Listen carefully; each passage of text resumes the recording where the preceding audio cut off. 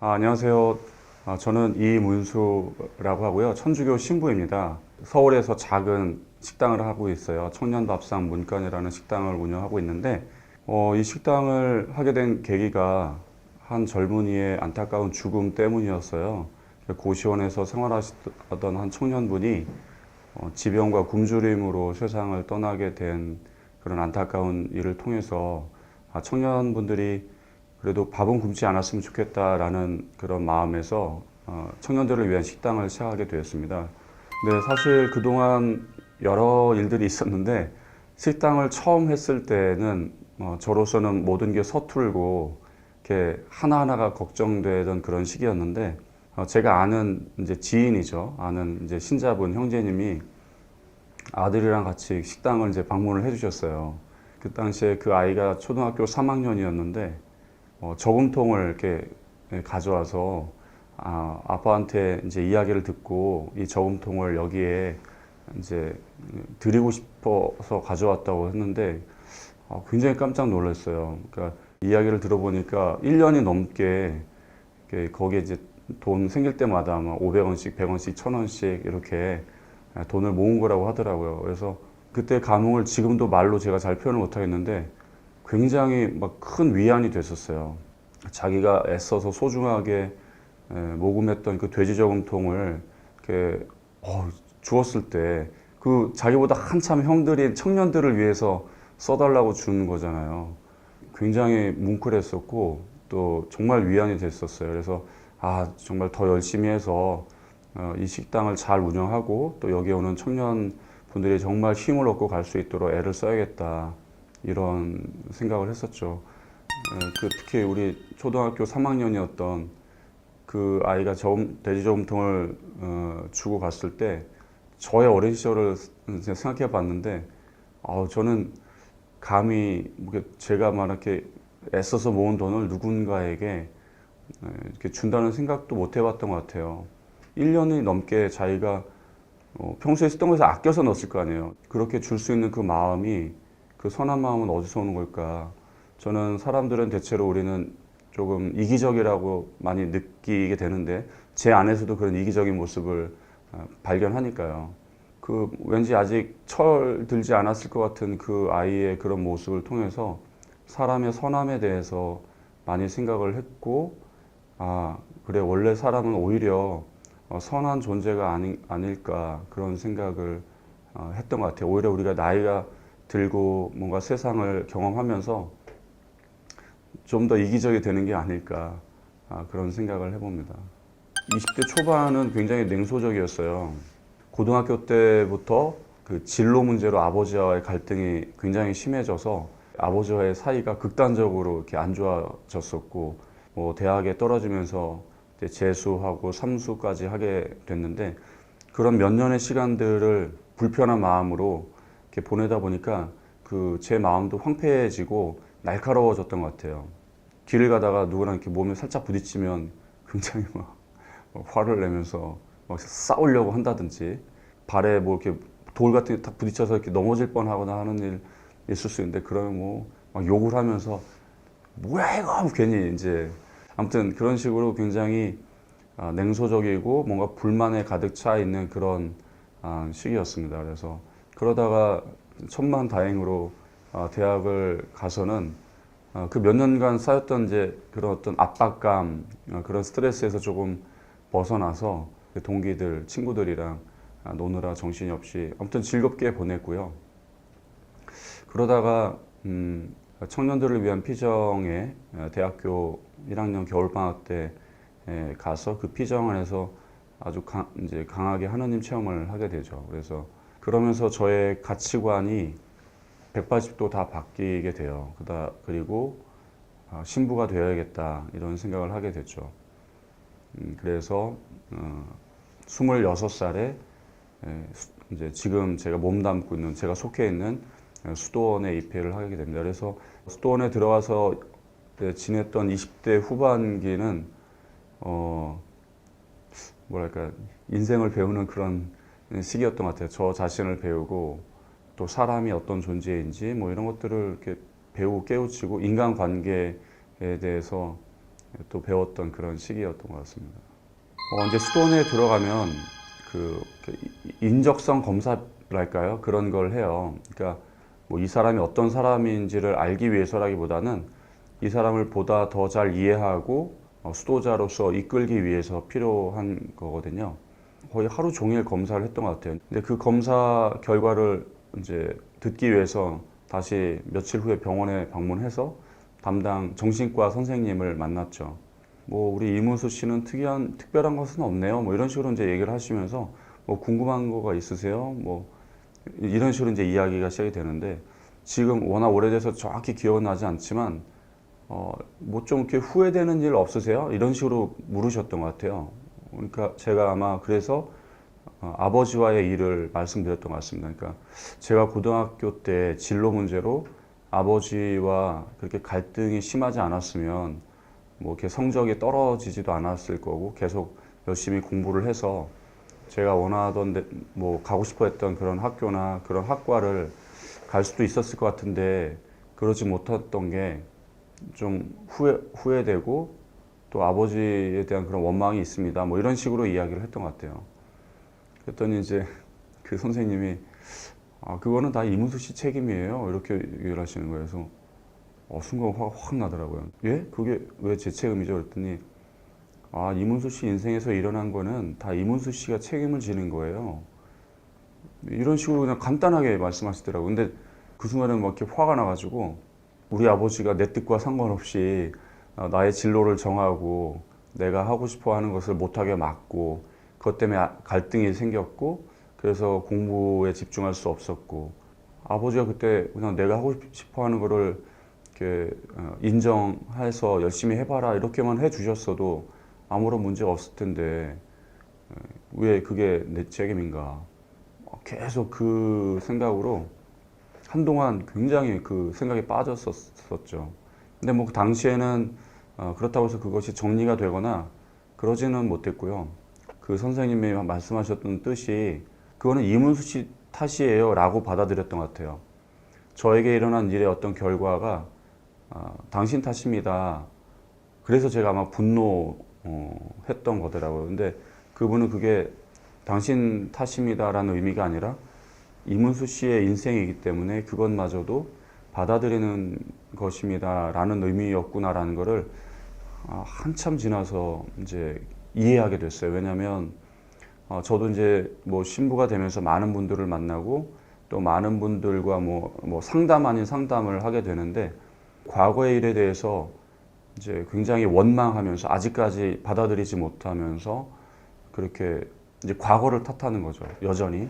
혹은 과거의 어떤 사람을 그 사람에 대한 원망, 그게 이제 부모님일 수도 있고 여전히 그 원망의 마음을 품고 거기서 못 벗어나는 분들을 이제 많이 만나거든요. 그러면 안타까운 거예요. 그러한 일이 일어난 것은 굉장히 가슴 아프고 안타까운 일이지만 이분은 거기에서 벗어나서 좋은, 나은 삶으로, 더 행복한 삶으로 나아갈 수 있는데 거기에 매여 있는 거죠. 아마 그런 여러 모습들을 보면서 저도 그거를 이해하게 됐던 것 같아요. 나중에서야. 그 어떤 깨달음이랄까 그게 또 그 이후의 삶에서 저한테 굉장히 큰 자유를 주었거든요. 지금도 그런 청년들을 최근에도 만났고 계속 만나고 있는데 저는 그 청년들이 그 아픈 혹은 불행했던 그 자기의 과거 혹은 자기의 상처에서 이제 자유로워졌으면 좋겠어요. 그럼에도 불구하고 행복해질 수 있으니까. 예, 그렇습니다. 아마 제가 식당을 하지 않았으면 잘 몰랐을 텐데 일주일에 15시간 이상 일을 하면 아르바이트 하는 청년들에게도 4대 보험을 제공해야 되고 또 이제 만근을 하게 되면 주유상도 줘야 되고 저도 이제 아르바이트 하는 청년들을 고용하다 보니까 그런 걸 알게 됐어요. 물론 지금 이제 경제적으로도 어려움이 많으니까 특히 우리 소상공인 분들은 어려움이 많다 보니까 아르바이트를 뽑을 수 없죠. 청년들에게 필요한 게 밥이지만 더 필요한 게 돈이더라고요. 그런데 그런 아르바이트 자리마저도 지금은 이렇게 쉽지 않다는 거예요. 이렇게 필요한 만큼의 그런 어떤 용돈 혹은 생활비를 마련하려면 아르바이트를 여러 개를 해야 된다고 하더라고요. 그러면 또 그 여러 개 아르바이트를 하면서 왔다 갔다 이동하는 시간도 많이 소요가 되고, 그래서 이제 저희는 주 6일을 아르바이트를 하게 돼요. 그래서 당연히 4대 보험도 다 제공을 하고 또 만근을 하면 주휴상까지 이렇게 드리고 있는데, 그걸 비용이라고 생각하면은 저희의 적자에 크게 기여하거든요. 그런 비용을 절감하기 위해서 저희도 뭐 아르바이트 하는 청년들을 다른 가게들처럼 14시간만 이렇게 잘라서 고용을 한다든지 그럴 수 있을 거예요. 근데 처음에 그런 생각을 하지 않았던 것도 아니에요. 근데 아니야. 청년들을 위해서 식당을 한다고 하면서 오히려 청년들이 더 필요로 하는 그 돈을 주는 것을 이렇게 비용이라고 아깝게 생각한다면 이건 우리 정신에 좀 맞지가 않겠구나. 그래서 이제 그래, 이 적자는 내가 투잡을 떼어서 감수하자 이러고 이제 청년들을 아르바이트를 뽑게 됐는데요. 그래서 사실 저희 식당이 청년들에게 좋은 일자리가 될 수는 없을 것 같아요. 뭐 평생을 걸고 다닐 만한 그런 일자리가 될 수는 없을 거라고 생각을 하고요. 다만 뭐 공부를 하거나 취업을 준비하거나 아니면 뭐 자기 꿈을 위해서 다른 걸 준비하는 동안에 그런 것들을 준비하는데 좀 보탬이 되는 그런 좋은 아르바이트 자리는 되지 않을까 그런 생각을 하고 있고요. 그래서 저희 식당의 적자의 대부분은 사실은 그렇게 청년들에게 돌아가는 돈이라고 저희는 생각해요. 뭐 사회적으로, 회계적으로, 세무적으로 따지면 그것도 이제 비용이겠지만 저희는 그것들이 청년들을 응원하는 뭐 비용이다 이렇게 생각을 합니다. 그래서 처음에는 그 식당 하나만을 잘 운영하자는 마음이었는데 이제 기회가 되면 우리가 감당할 수 있는 여건이 되면 식당을 하나하나 늘려가 보자라고 이렇게 계획을 바꿨어요. 식당이 늘어날 때마다 거기에서 일하는 청년들도 한두 명이라도 늘어날 테니까 그리고 그 청년들이 뭐 자기 필요에 따라서 뭐 두세 달 혹은 6개월 혹은 1년 이렇게 필요한 만큼 일을 하다가 또 새로운 청년들이 올 테니까 그 청년들에게는 그래도 조금이라도 도움이 되는 그런 자리가 되지 않을까 이제 그런 생각을 하고 있습니다. 사실 뭐 저에게 좋은 어른이라고 이렇게 과분한 칭찬을 해 주시는데 제가 좋은 어른인지를 잘 모르겠어요. 근데 좋은 어른이 되고 싶은 건 사실이고, 그러면 좋은 어른은 어떤 어른일까? 그 평가는 결국은 그보다 이제 나이 어린 세대가 그렇게 이야기를 해주는 것 같아요. 그렇다면 청년들한테는 어떤 어른이 좋은 어른일까 생각을 해보면 청년들에게 귀 기울여주는 사람이 아닐까. 이렇게 뭔가를 이렇게 가르쳐주고 이끌어주는 것도 물론 필요할 겁니다. 근데 늘 그러한 것보다는 그들과 소통하고 귀 기울이는, 그래서 때로는 그들이 도움을 청할 때 도움을 줄 수도 있겠죠. 그리고 이제 행동으로 물론 뭐 이렇게 모순된 행동을 하면 안 되겠죠. 아무리 이렇게 말로나 이런 걸로 좋게 이야기를 해도 그분의 어떤 행동이나 삶이 그렇지 않다면 뭐 우리가 좋은 사람이라고 하지 않는 것처럼 좋은 어른들도 그런 것 같아요. 그러면서 제 청년 때 제가 지금까지도 기억하고 있는 좋은 어른으로 기억하고 있는 분이 꽃집에서 제가 아르바이트를 했었는데 저희 꽃집 사장님이셨어요. 그 당시에 제가 느꼈던 그 꽃집 사장님은 굉장히 너그러운 분이셨어요. 그리고 알면서도 속아주는 그런 느낌. 분명히 뭐 우리가 어떤 잘못을 하거나 뭐 그런 걸 했을 때 이분이 아실 텐데 그런 거에 대해서 한 번도 내색을 하지 않으셨더라고요. 그 당시에는 아유 다행이다 이렇게 뭐 들키지 않고 잘 넘어갔다 이런 마음이 있었는데 시간이 지나고 보니까 그분이 몰랐을까? 근데 아셨지만 너그럽게 대해 주셨구나 그런 생각을 하게 되더라고요. 사람들이 가지고 있는 많은 어떤 덕목이 있겠지만 특히 그 청년들에 대해서는 그런 너그러움 같은 것이 청년들에게 그들과 소통하고 이야기하는 데에 큰 어떤 장점이 아닐까라는 생각을 해봅니다. 그래서 굳이 좋은 어른이라고 하면 너그러운 사람이라고 이렇게 말하고 싶습니다. 그러니까 사실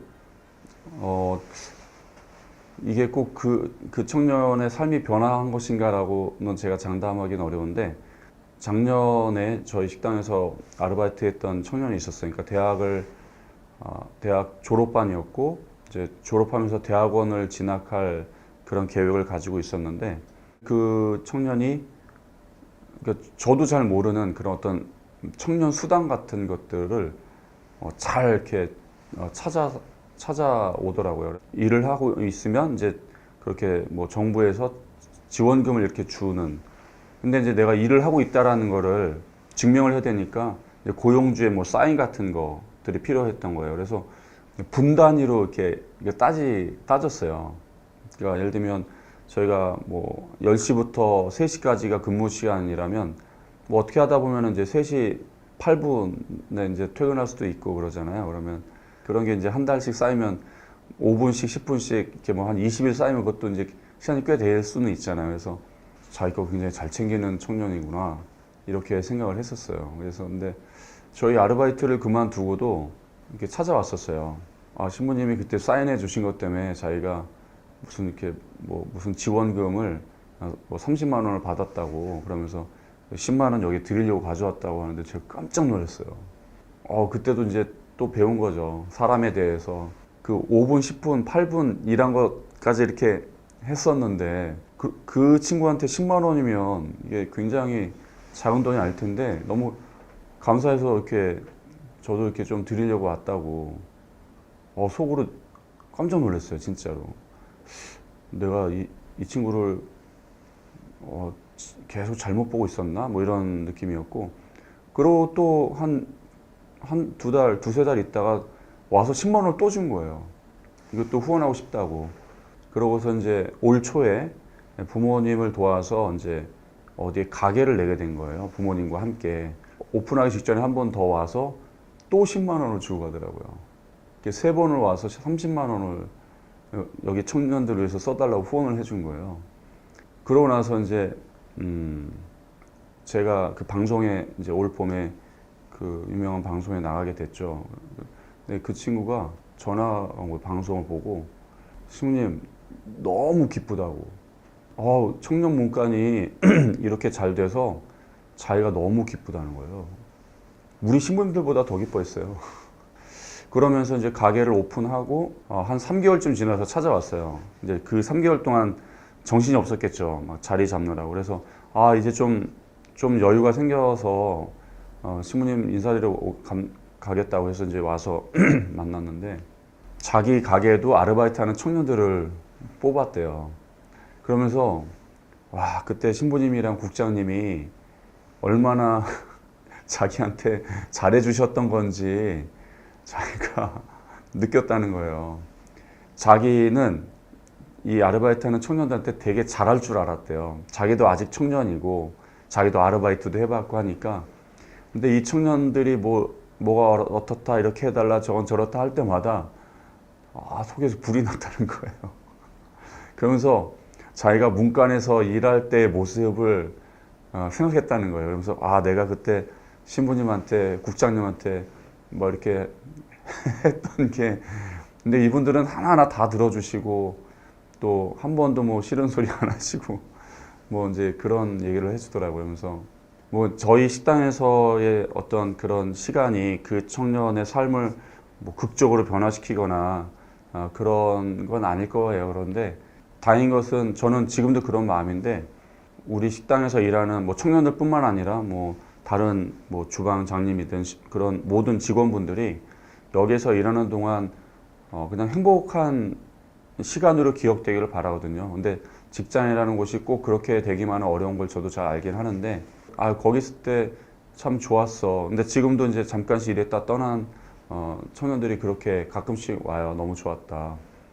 그나마 좀 다행이다. 제 20대 초반에 저에게 그런 기억을 주신 우리 꽃집 사장님처럼 나도 비슷하게라도 하고 있는 것 같아서 좀 다행이라고 생각합니다. 그 당시에 저희 그 후원자분들이 정기적으로 후원해 주시는 분들이 한 80여 분 정도였습니다. 근데 이제 그 방송을 나가고 한 달 만에 1,200명이 됐어요.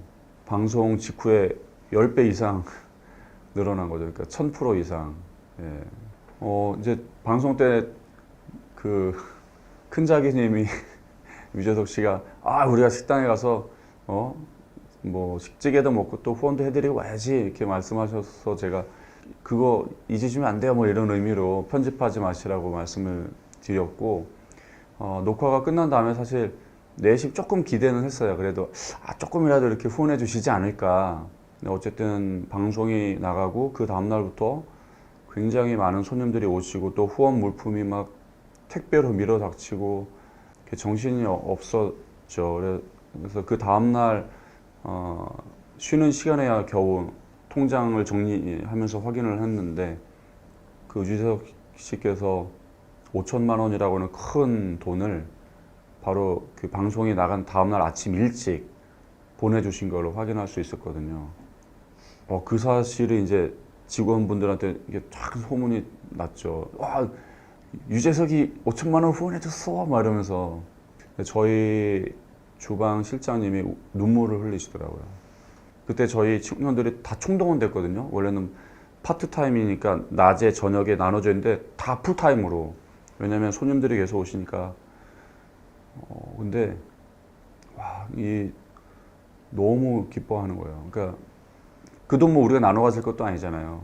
그래서 기쁜 게 아니라 우리가 하는 일이 굉장히 의미 있고 좋은 일이었다는 것을 다시 한번 그 공인받는 느낌? 유재석이라고 하는 대표적인 어떤 아이콘 같은 인물을 통해서 많은 사람들에게 이렇게 인정받는 그런 느낌이었던 것 같아요. 그리고 그분의 그 마음 씀씀이를 저는 또 생각하지 않을 수 없었는데 2주 전에 녹화를 하고 2주 후에 방송이 됐는데 그 본 방송이 나가고 바로 직후에 후원금을 보내주신 거잖아요. 그러니까 그걸 염두에 두고 계셨다는 거잖아요. 기억하고 있었고 몸은 바쁘고 정신없었는데도 마음은 너무나 행복했던 그런 시간이었어요. 그 큰 후원금도 감사했지만 그 후원금으로 대표되는 그분의 마음 그리고 청년들을 향한 그 마음이 너무 지금도 감사하죠. 예. 기본적으로는 불만족은 긍정적인 면이 있다고 생각을 하거든요. 그 모든 게 나의 어떤 성장이나 발전을 위한 동기가 될 수 있다고 생각을 해요.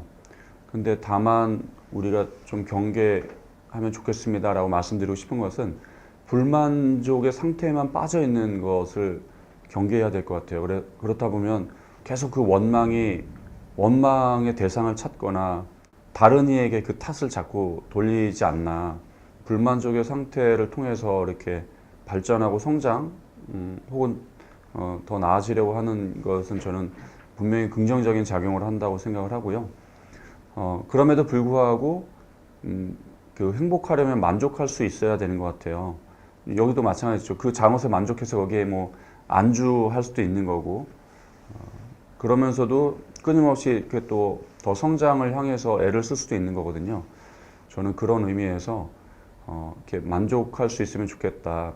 어떤 상황에서도 행복할 수 있는 그런 뭐 연습이랄까요? 아니면 그런 뭐 훈련이랄까요? 그런 걸 하면서 행복을 느끼면서 계속해서 또 다른 더 좋은 행복을 향해서 나아갔으면 좋겠다. 그런 의미에서 그런 말씀들을 드린 거죠. 그 식당을 하고 얼마 되지 않아서 어떤 분이 찾아오셨어요. 장학 사업을 하는 그런 법인을 운영하시는 분이었는데 그 법인을 정리하게 되면서 그 기금을 이제 저희에게 주시겠다고 이제 청년들을 위해서 써달라면서 이제 큰 돈이 생기게 된 거예요. 이걸 어떻게 쓰면 좋을까? 그러니까 뭐 200만 원이었으면은 뭐 청년들에게 식사 무료 나눔을 한다든지 그렇게 쓰면 되었겠지만 상당히 큰 돈이었기 때문에 뭐 그냥 이거를 어떻게 쓰면 좋을까? 청년들에게 필요한 게 뭘까? 이런 이제 궁리를 하게 됐어요. 그 우리가 청년들을 도우려고 해도 청년들 스스로가 이제 그냥 포기해 버리면 도울 수도 없었는데 그렇게 어떤 실패와 좌절의 상황에서도 청년들이 그래 좀 더 힘을 내보자 한번 다시 한번 시작해보자 이렇게 용기를 낼 수 있는 그 힘, 그게 어디서 오는 걸까 이제 생각을 하게 됐고, 결국은 우리가 살면서 경험한 성공의 경험들 혹은 어려운 시간들을 견디었던 그런 기회, 시간들, 그런 것들이 우리 안에서 어떤 마치 그런 내적인 힘이 된다라고 생각을 했어요. 그래서 또 어려운 일이 오고 또 실패를 하더라도 다 해보자 하는 그 힘이 된다고 생각했는데, 그렇다면 청년들에게 경험을 선물하면 좋겠다라는 생각을 하게 된 거죠. 그러면서 조금은 이제 고생스러운 경험을, 그래서 그것을 하고 난 다음에 스스로에 대한 어떤 뿌듯함, 성취감 같은 거를 느낄 수 있는 그런 일을 하면 좋겠다라는 생각을 했고, 거기까지 생각이 미치니까 바로 어렵지 않게 떠올랐던 게 그 까미노였어요.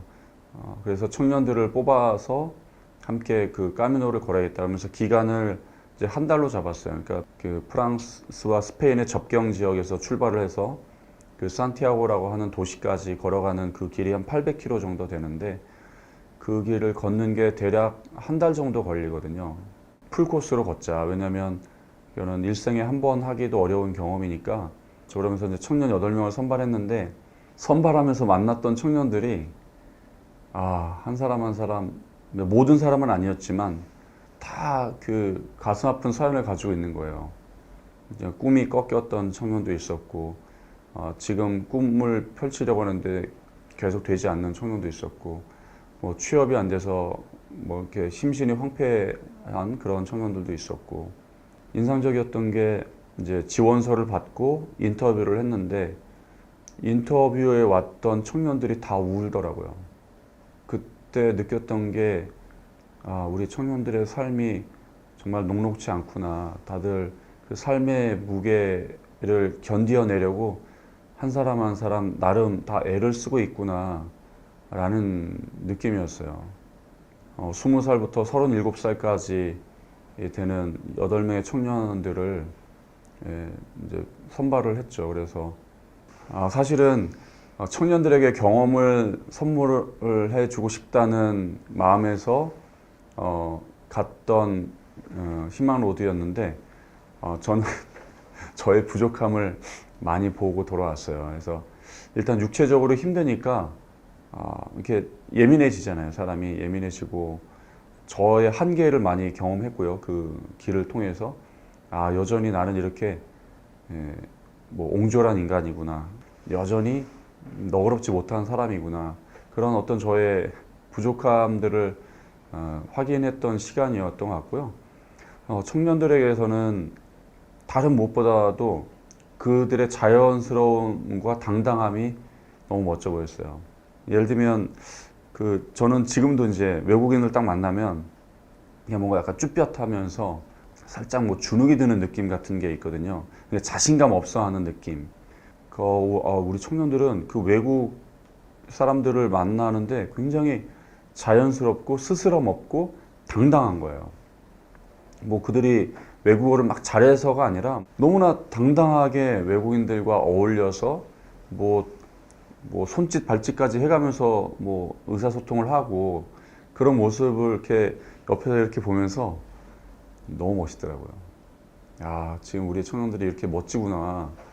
세계 어디를 나가도 이렇게 멋진 모습으로 살아가겠구나라는 걸 그때 많이 느꼈어요. 그래서 그들이 자기들의 어떤 꿈을 조금 더 펼칠 수 있도록 우리 사회가 혹은 기성세대가 조금 더 마음을 모으고 돕는다면 어떨까 하는 생각을 해봅니다.